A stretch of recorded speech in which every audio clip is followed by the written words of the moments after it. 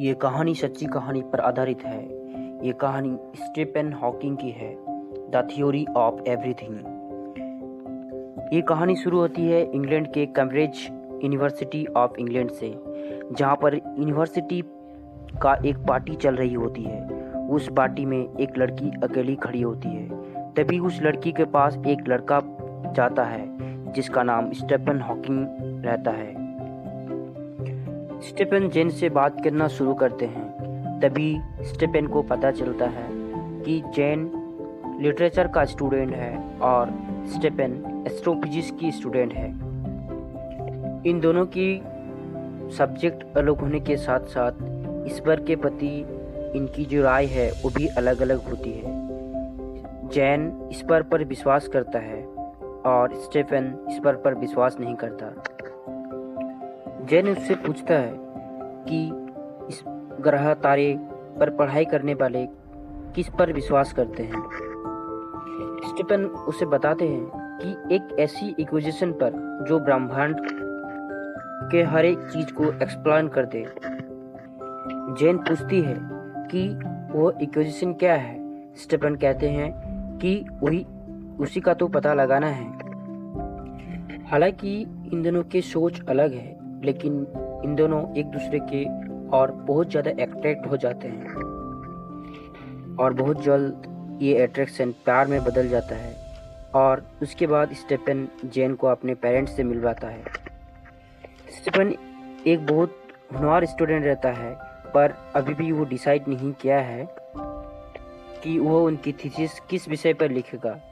इसीलिए उसके प्रोफेसर भी उसके लिए कंसर्न से होती है। प्रोफेसर कहते हैं कि नेक्स्ट वीक मैं लंदन जा रहा हूँ, जहाँ पर एक मैथमेटिशियन का एक लेक्चर है, और प्रोफेसर कहता है कि तुम भी साथ चलना। और स्टीफन उस लेक्चर को अटेंड करने के लिए इंग्लैंड चल जाता है। ये लेक्चर ब्लैक होल के बारे में होता है और इस लेक्चर को अटेंड करने के बाद ये अनुमान लगाता है ब्लैक होल इस यूनिवर्स का क्रिएशन का कहीं ना कहीं एक कारण हो। और स्टीफन डिसाइड करता है कि अब उसकी थीसिस ब्लैक होल के विषय पर, टाइम के विषय पर होगी, और वह इस पर काम करना शुरू कर देता है। और एक दिन जब वो ब्लैक बोर्ड पर उस विषय पर काम कर रहा होता है, तभी अचानक उसका हाथ कांपना शुरू हो जाता है और वो चाहकर भी ब्लैक बोर्ड पर कुछ लिख नहीं पाते, और इससे वो घबरा जाता है। वो घबराकर क्लासरूम से बाहर निकल जाते हैं और कुछ देर के बाद उसका बॉडी उसका साथ छोड़ देती है और वो जमीन पर गिर जाता है।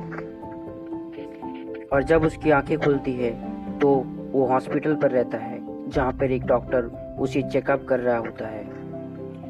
दरअसल स्टीफन को इससे पहले भी अपने बॉडी पर कमजोरी महसूस किए होते हैं, लेकिन आज जो एक्सपीरियंस किया यह इससे पहले कभी नहीं किया। डॉक्टर पूरी बॉडी को चेकअप करने के बाद स्टीफन को बताता है कि तुम्हारे बॉडी पर मोटर न्यूरॉन डिजीज है। यह बहुत ही खतरनाक है। यह डिजीज इंसान की बॉडी को पूरी तरह पैरालिसिस कर देती है और वो ना किसी से बात कर पाता, ना खा पाती है। हालांकि इसमें सांस लेने पर भी दिक्कत होती है। और उसके बाद डॉक्टर कहती है स्टीफन को कि तुम्हारे पास तुम्हारे जिंदगी का और 2 साल है। स्टीफन डॉक्टर से पूछता है कि मेरे दिमाग का क्या होगा। डॉक्टर बताते हैं कि तुम्हारे दिमाग जैसा अभी चल रहा है तब भी इसी तरह चलेगा, लेकिन एक पल ऐसा आएगा कि तुम कुछ सोचोगे, लेकिन वो किसी को बता नहीं पाओगे कि तुम क्या सोच रहे हो। स्टीफन का जिंदगी अब बदल चुकी है और स्टीफन एक कमरे में अपने आप को बंद कर लेती है।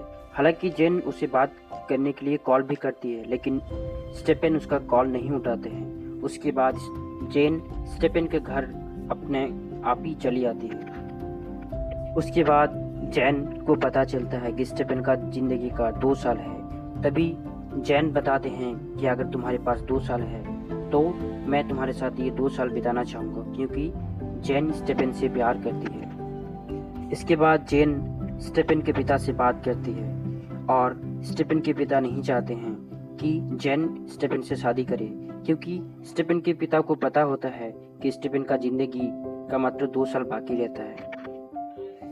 जैन स्टेफन को पिताजी को मना लेती है और उसके बाद स्टेफन और जैन की शादी हो जाती है। और शादी के कुछ दिन के बाद उसके घर में एक बच्ची आती है जिसका नाम रॉबर्ट रखते हैं। और स्टेफन अपनी थीसिस पर काम कर रहा होता है। और एक दिन स्टेफन अपनी थ्योरी और थीसिस प्रोफेसर के पास लेकर जाता है। इसे देखकर प्रोफेसर इम्प्रेस हो जाता है। दरअसल उसकी थीसिस ये थी कि जिस तरह बिग बैंग के बाद ये ब्रह्मांड का निर्माण हुआ जो हर पर लगातार फैलते ही जा रहा है, लेकिन एक पल ऐसा आएगा जब ये बढ़ना बंद हो जाएगा और उसके बाद वो सिकुड़ना शुरू हो जाएगा। और इस थ्योरी का नाम दिया है बिग क्रंच थ्योरी। और ये स्टीफन हॉकिंग का पहला काम होता है। और इसके बाद ये प्रोफेसर पूछता है कि तुम इसके बाद क्या करोगे। तब स्टीफन कहता है कि मैं इस थ्योरी को पूरा करूंगा। और अब स्टीफन डॉक्टर स्टीफन हॉकिंग बन चुके हैं। और वक्त के साथ साथ उसका कमजोरी भी बढ़ती जा रही होती है। एक दिन जब वो सीढ़ी से ऊपर जा रही होती है तब उसका बॉडी पूरी तरह उसके साथ छोड़ देती है। वो सीढ़ी से ऊपर नहीं जा पाते और न ही वो अपने पैरों में चल सकते थे। उसके बाद जैन उसके लिए एक व्हीलचेयर लाते हैं। हालांकि स्टीफन व्हीलचेयर पर बैठना नहीं चाहते, लेकिन स्टीफन के पास कोई चारा नहीं है और उसे व्हीलचेयर पर बैठना पड़ता है। स्टीफन के गर्दन पर भी कोई कंट्रोल नहीं होता है, जिसके कारण उसकी गर्दन एक तरफ झुकी रहती है। और समय के साथ उसके घर में एक लड़की की जन्म होती है जिसका नाम वो लूसी रखती है। और अब धीरे धीरे स्टीफन के हर एक काम में प्रॉब्लम होना शुरू हो जाता है। एक दिन जब वो स्वेटर पहनती है तो स्वेटर उसके गर्दन पर अटक जाता है और उसी स्वेटर के थ्रू वो एक जलती हुई आग देखते हैं। तब वो अपने पत्नी को कहता है कि मेरे दिमाग में एक आइडिया आया है। दरअसल इसे यह एक थ्योरी बनाते हैं जिससे वो विजिबिलिटी ऑफ ब्लैक होल के बारे में बताते हैं। और इसके यह थ्योरी को सुनकर सबके सब बहुत इम्प्रेस हो जाते हैं। हालांकि स्टीफन हॉकिंग का एज बहुत कम होता है, लेकिन इसका काम इसे दुनिया में एक मशहूर फिजिसिस्ट के तौर पे मशहूर कर देता है। और साथ ही साथ उसका हेल्थ भी टूट रही होती है और इधर जेन का भी सपना टूट रही होती है। जेन भी अपनी थीसिस को पूरा करना चाहती है, लेकिन वो उनके बच्चे और स्टीफन को ख्याल रखती है। इससे कारण वो बहुत बिजी रहती है और इसी कारण वो अपनी थीसिस को पूरा नहीं कर पाती है और इससे वो बहुत फ्रस्ट्रेटेड हो जाती है। और ये सब देखकर जैन की मॉम उसे सजेस्ट करती है कि उसे चर्च ज्वाइन कर लेना चाहिए। और इसी कारण जैन चर्च जाना शुरू कर देती है। और वहाँ पर जैन की मुलाकात एक आदमी से होती है जिसका नाम जोनाथन होते हैं। उसकी पत्नी भी अब इस दुनिया में नहीं रही। वो जैन से बातें करते हैं। जोनाथन एक म्यूजिक टीचर है, इसलिए जैन उनके बच्चों को म्यूजिक सिखाने के लिए उसे घर पर बुला लेती है। घर पर उसे स्टीफन से भी मुलाकात होती है और जोनाथन जाने से पहले ये कहते हैं कि अगर तुम्हें किसी भी चीज़ का ज़रूरत हो या स्टीफन को किसी भी चीज़ का ज़रूरत हो तो मैं हमेशा हाजिर हूँ। स्टीफन अपनी पत्नी को कहता है कि मैं समझ सकता हूँ, अगर कोई मदद करना चाहता है तो मुझे कोई प्रॉब्लम नहीं है।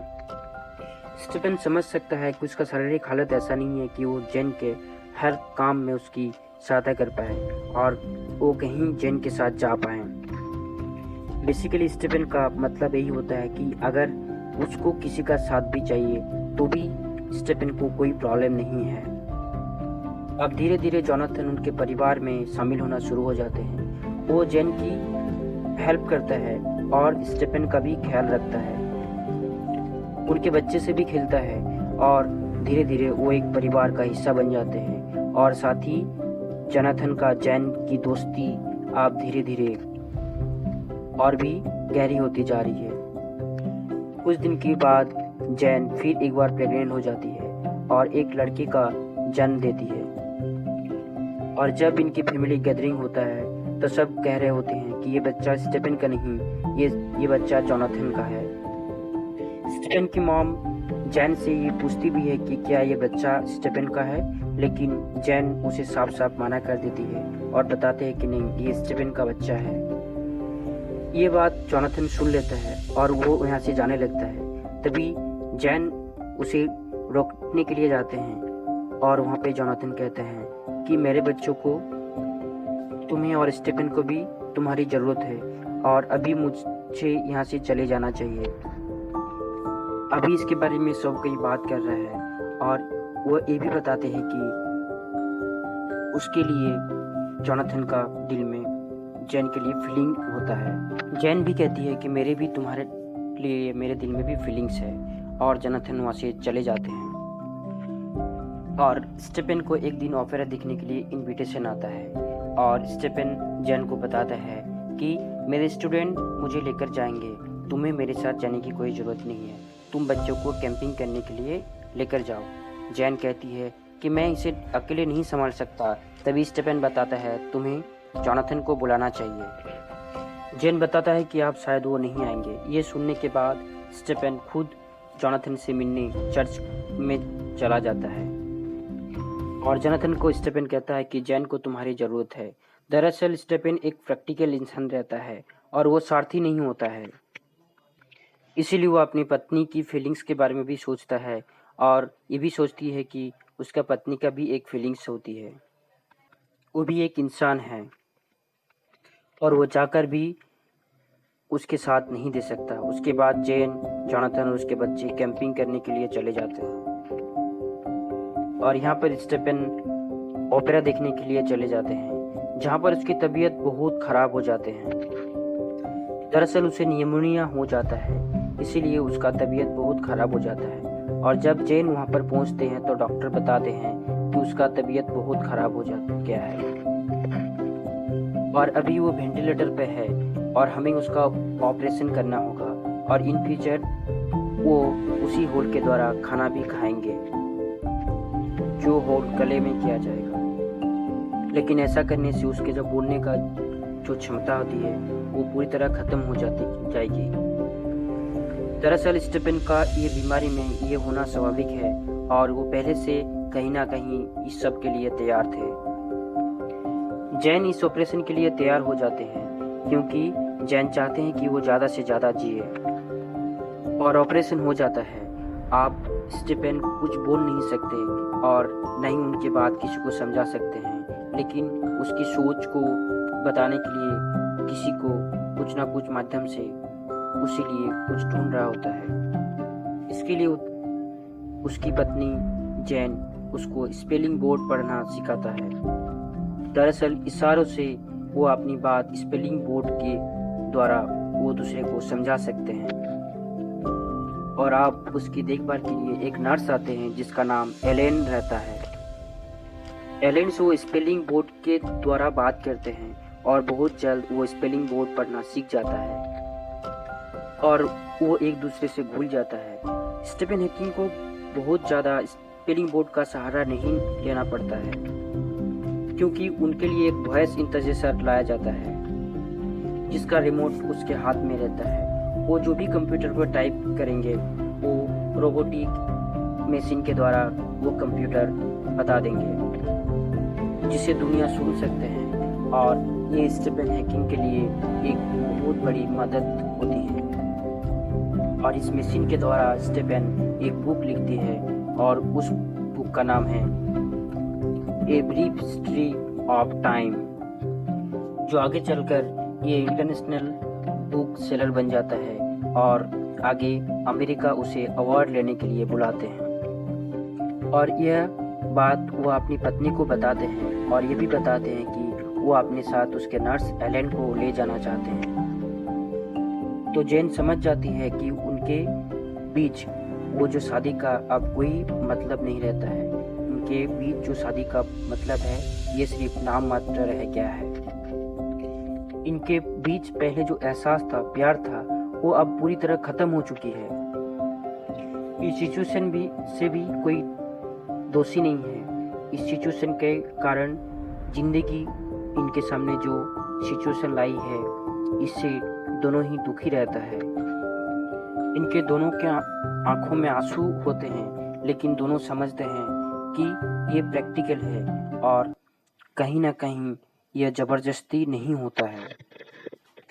हालांकि डॉक्टर ने उसे कहा था कि स्टेफन 2 साल से ज़्यादा जिंदा नहीं रहेंगे, लेकिन जैन ने उसके साथ शादी की।